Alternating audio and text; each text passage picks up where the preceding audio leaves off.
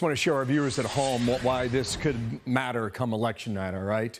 This is Laredo. There's a congressional district battle in Laredo next Tuesday.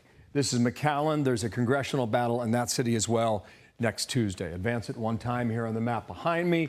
This is Congressional District 28, Congressional District 15. What matters to people in Texas? This is what we found on the survey, okay?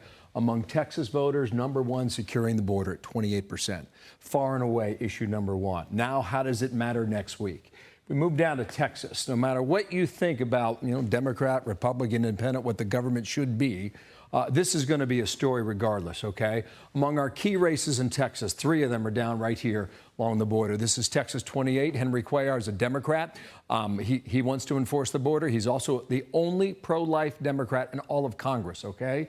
Going up against Cassy Garcia. It's going to be a very interesting race to watch.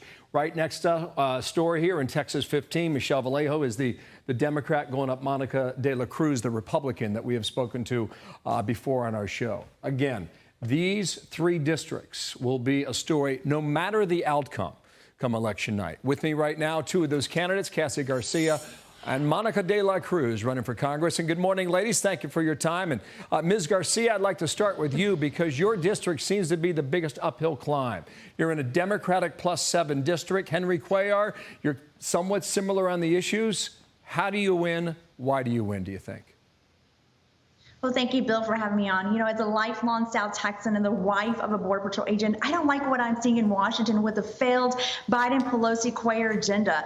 Look, Henry Cuellar's been in office since 1987, and what has it gotten us? The worst border crisis in our nation's history. Prices are out of control, and 4 out of 9 counties in this district do not even have a doctor. And he's in lockstep. Henry Cuellar votes with Nancy Pelosi 95% of the time, and he voted against life-saving infrastructure. And also, the National Border Patrol Council switch their endorsement for me in this race because they are tired of the failed policies, and it's time for a change, and we need a better way forward, and the momentum is on our side right now.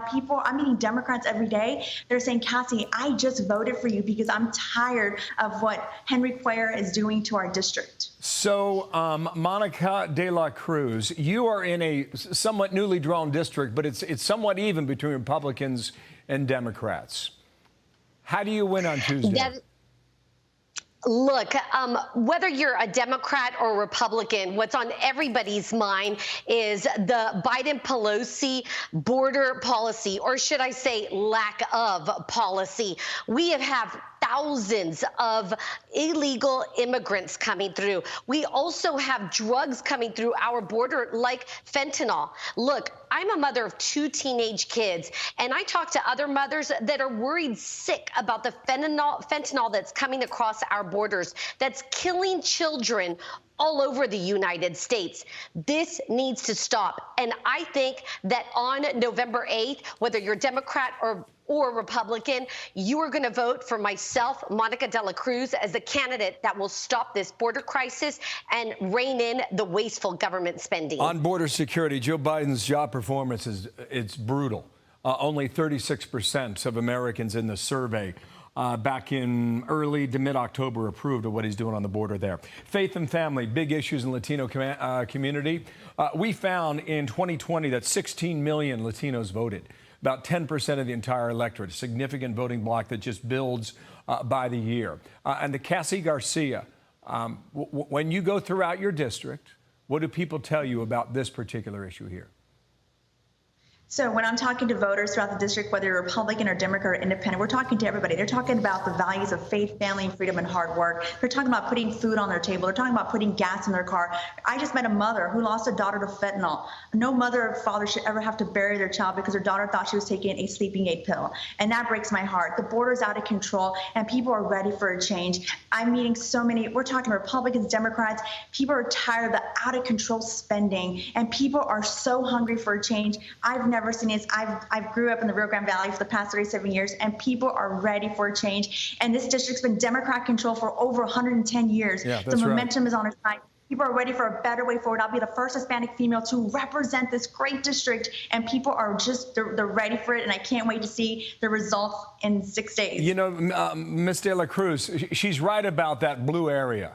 It's been blue for some time. We just saw a shift only 2 years ago. How does that continue?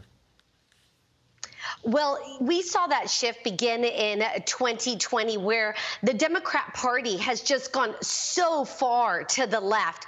They're rising our prices at the grocery store, rising prices at the gas pump. But you know what they're doing is they are insulting Latinos by taking away the beauty of our culture. Things like Latinx. We're the culture that brought singers like Selena to America that is just beautiful. Our culture, our language, and the Democrat Party is taking all of this away from us, and it's offensive. And so I think, coupled with the border crisis, the failed economic policy, and them taking away our culture, we will see the Republican Party win all 3 seats come next Tuesday. Okay, there's a prediction. We'll see what happens. Monica de la Cruz, thank you. As I said at the beginning of this segment, it's going to be a story regardless, and I think you both would admit that as well. Cassy, Garcia, thank you for your time.